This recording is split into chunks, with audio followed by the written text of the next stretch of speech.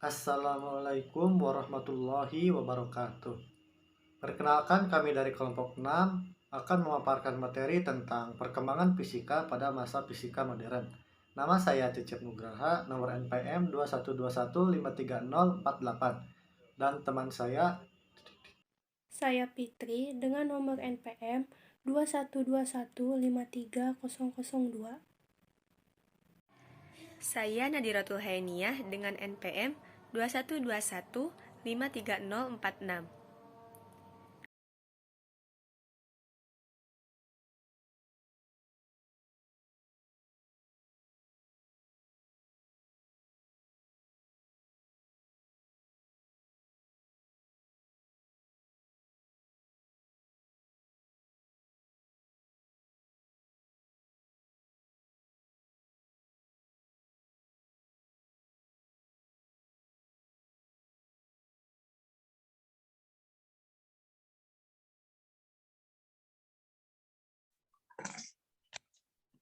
Perkembangan fisika pada masa fisika modern. Para fisikawan modern mulai kehilangan keimanannya pada gagasan fisika klasik. Mereka menemukan gagasan-gagasan meragukan yang terdistribusi acak pada setiap gagasan-gagasan fisika klasik yang dulu pernah mereka percayai. Eksperimen-eksperimen fisikawan modern membenarkan keraguan mereka 30 tahun lamanya. Perkembangan fisika modern dibagi menjadi dua, yaitu bagian pertama dan bagian kedua, atau periode kelima. Pembagian ini berdasarkan pada teori yang dibahas pada fisika modern. Perbaikan dan perkembangan fisika pada fisika modern. Fisika modern berpijak pada dua teori mendasar, yakni teori relativitas dan mekanika kuantum. Teori yang dijelaskan Einstein berhasil dengan sangat baik menjelaskan objek yang bermassa masif dan bergerak dengan kecepatan yang sangat cepat.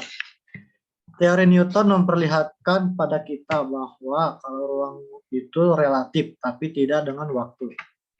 Kemudian Einstein mulai memperkenalkan teori relativitas umum tahun 1915. Teori tersebut mampu menjawab pertanyaan yang belum dijawab oleh Newton. Perkembangan fisika kuantum merupakan lompatan besar ke muka dalam ilmu pengetahuan. Konsep determinisme yang menjadi tonggak fisika klasik mulai roboh. Dimulai dengan penemuan Max Planck tentang keberadaan kuantum, dari sini didapatkan sebuah ilmu pengetahuan yang dapat menjelaskan gejala peluruhan radioaktif. Kejanggalan yang ditemukan Einstein terkait dengan hukum gravitasi Newton adalah berhubungan dengan prinsip ekivalen. Prinsip ini menggambarkan bahwa semua hukum fisika akan berperilaku sama dalam kerangka acuan mana saja, baik itu dalam diam atau bergerak. Gagasan Newton menganggap inersia berhubungan dengan kerangka absolut ruang. Artinya Newton meyakini adanya ruang absolut sebagai sumber inersia.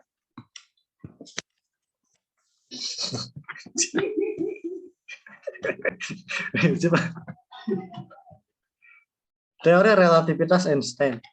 Teori relativitas yang membahas mengenai kecepatan dan percepatan yang diukur secara berbeda melalui kerangka acuan. Konsep dasar dari teori relativitas disusun Albert Einstein menjadi dua jenis, yaitu teori relativitas umum dan teori relativitas khusus. Kedua teori ini diciptakan untuk menjelaskan bahwa gelombang elektromagnetik dibuktikan bergerak pada kecepatan konstan tanpa dipengaruhi gerakan pengamat. Inti dari teori ini adalah bahwa dua pengamat yang bergerak relatif terhadap masing-masing akan mendapatkan waktu dan interval ruang yang berbeda untuk kejadian yang sama. Tetapi isi hukum fisika tidak akan terlihat sama oleh pengamat.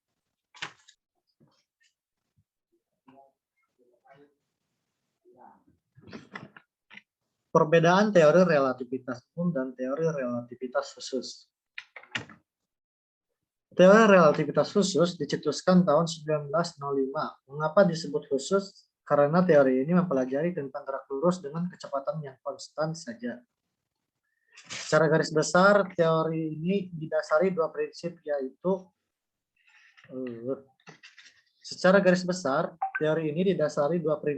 yaitu yang pertama, hukum fisika tidak berubah untuk semua objek yang bekerja kerangka acuan inersia atau kecepatan tetap. Yang kedua, kecepatan cahaya adalah sama untuk semua pengamat, tidak bergantung pada kecepatan gerak pengamat relatif terhadap sumber cahaya. Lalu bagaimana dengan teori relativitas umum? Einstein mempublikasikan teori relativitas umum untuk menjelaskan fenomena gerakan melengkung dengan kecepatan tidak tetap. Pemikiran dari teori relativitas umum adalah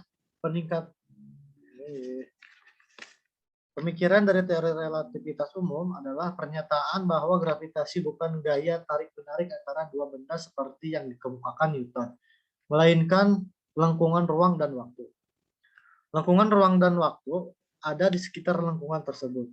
Maka benda akan tertarik dan bergerak dengan rute yang paling pendek, yaitu gerakan melingkari lengkungan tersebut.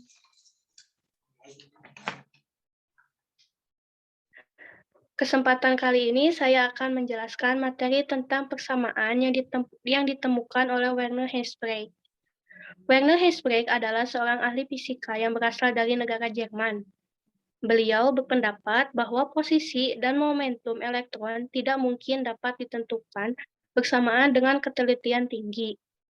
Pendapat tersebut kemudian dikenal sebagai asas ketidakpastian Heisenberg. Asas inilah yang menjadi dasar pemikiran munculnya teori mekanika kuantum. Asas ketidakpastian Heisenberg mengatakan bahwa manusia hanya dapat mengamati secara teliti separuh dari kenyataan keamanan fisik suatu sistem. Artinya, ketika kita mengukur sebuah partikel posisinya, maka ketelitian itu tidak akan pernah ada. Sebaliknya, semakin kita meneliti atau mengukur posisi suatu partikel, semakin tidak teliti pula pengukuran kecepatannya. Secara sistematis, asas ketidakpastian ditulis dengan delta X dikali delta Y lebih dari 1/2 dari H. Ganti ke materi selanjutnya, yaitu partikel seperti elektron juga berperilaku sebagai gelombang. Louis de Broglie berpendapat bahwa partikel yang bermassa seharusnya juga memiliki sebuah gelombang.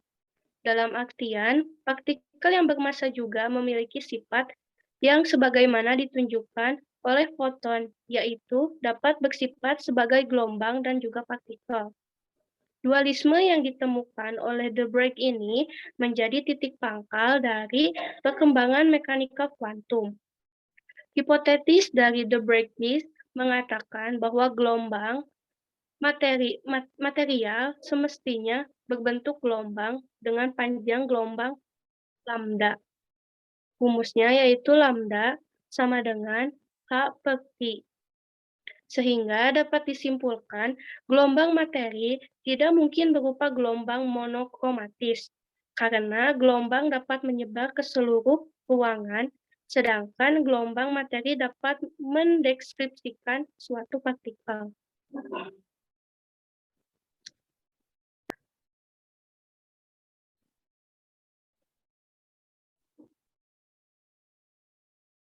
Lanjut.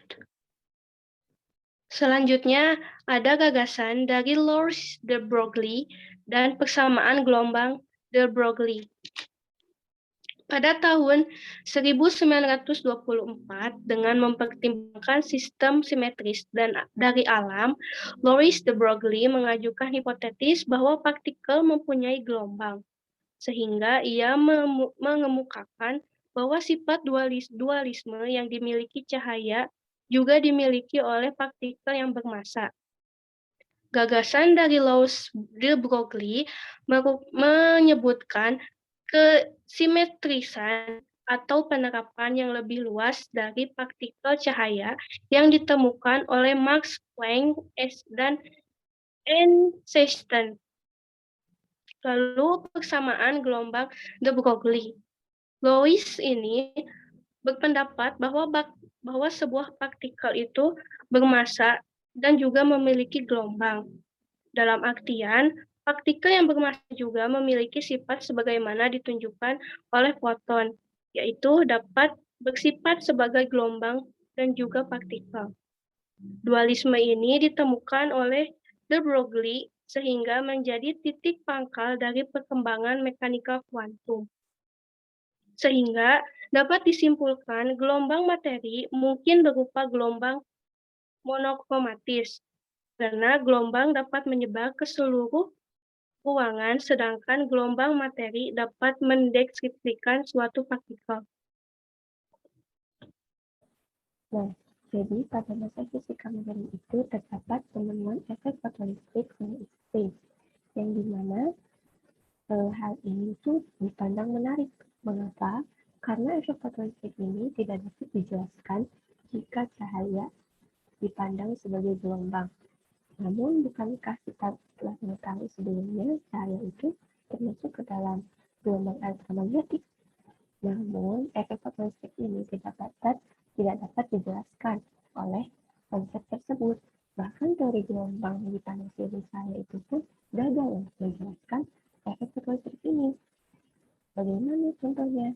Salah satu pembuktiannya itu ketika teori gelombang menyatakan bahwa efek fotolistrik ini dapat terjadi pada setiap frekuensi asalkan memenuhi intensitasnya. Namun pada kenyataannya, hal itu bertentangan dengan terjadinya efek fotolistrik ini. Bahwa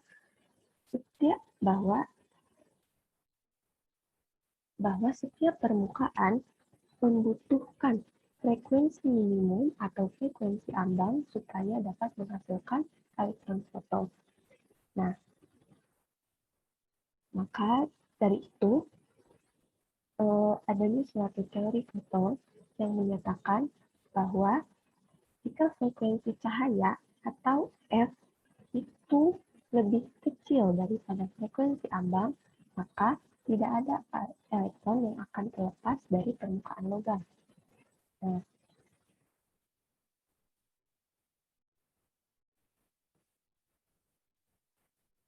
Nah, seperti yang dapat kita lihat di sini, bahwa syarat efek fotolistrik itu ketika frekuensi cahaya ini dapat lebih besar daripada frekuensi ambangnya. Dan panjang gelombang cahaya ini akan lebih kecil, harus lebih kecil daripada panjang gelombang ambangnya. Nah, maka dari itu, Einstein memberikan suatu teori yang berdasarkan hipotesis Planck, yaitu jika adanya suatu cahaya menembakkan kepada suatu logam, maka elektron akan terlepas dari permukaan logam tersebut, dan hal itu dinamakan dengan efek fotolistrik. Dan ketika elektron ini keluar dari logamnya, maka hal itu disebut dengan fotoelektron. Nah, adapun faktor energi fotolistrik ini dipengaruhi oleh energi ambang atau fungsi kerja, lalu frekuensi foton yang telah kita simak tadi, lalu panjang gelombang foton.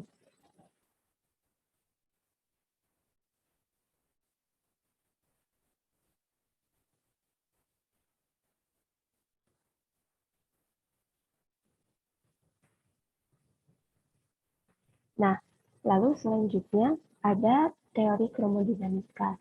Hal ini itu berbicara tentang bagaimana partikel bermuatan listrik berinteraksi dengan menembakkan foton bolak-balik antara satu sama lain.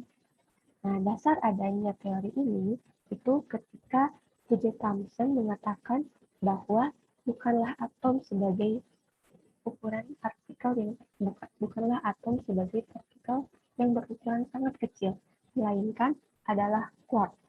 Nah, apa itu quark? Sebelumnya kita mengetahui bukan bahwa atom itu terdapat dari 3 bagian. Di antaranya ada proton, neutron, dan elektron. Nah, pada hal itu, quark ini terletak pada nukleon, yang mana terletak pada nukleon itu tersebut. Nah, karena ukuran quark ini sangat kecil dan dia bergerak sangat cepat, maka nukleon membutuhkan gaya supaya kuark tersebut tidak terlepas dari nukleonnya. Nah, gaya tersebut dinamakan dengan gaya kuantum. Nah, kuark sendiri terbagi menjadi 3 jenis muatan dasar. Di antaranya ada merah, hijau, dan juga biru. Namun, pewarnaan ini hanya digunakan untuk pengkategorisasian jenis kuark saja, melainkan tidak ada hubungannya dengan fenomena warna. Baik, yang selanjutnya, pada masa fisika modern ini yang ke-10 itu ada persamaan fisika dalam mekanika kuantum dari Erwin Schrödinger. Nah, Erwin Schrödinger ini menemukan persamaannya pada tahun 1925. Bagaimana kita bisa lihat di sini?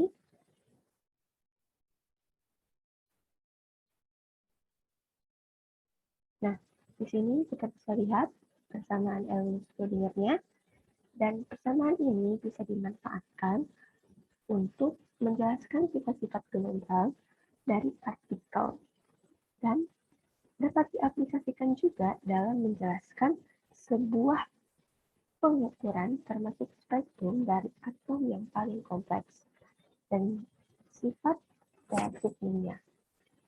Dan persamaan Schrödinger ini dapat digunakan juga untuk mendapatkan fungsi gelombang serta menggambarkan batas kemungkinan-kemungkinan ditemukannya elektron dalam 3 dimensi.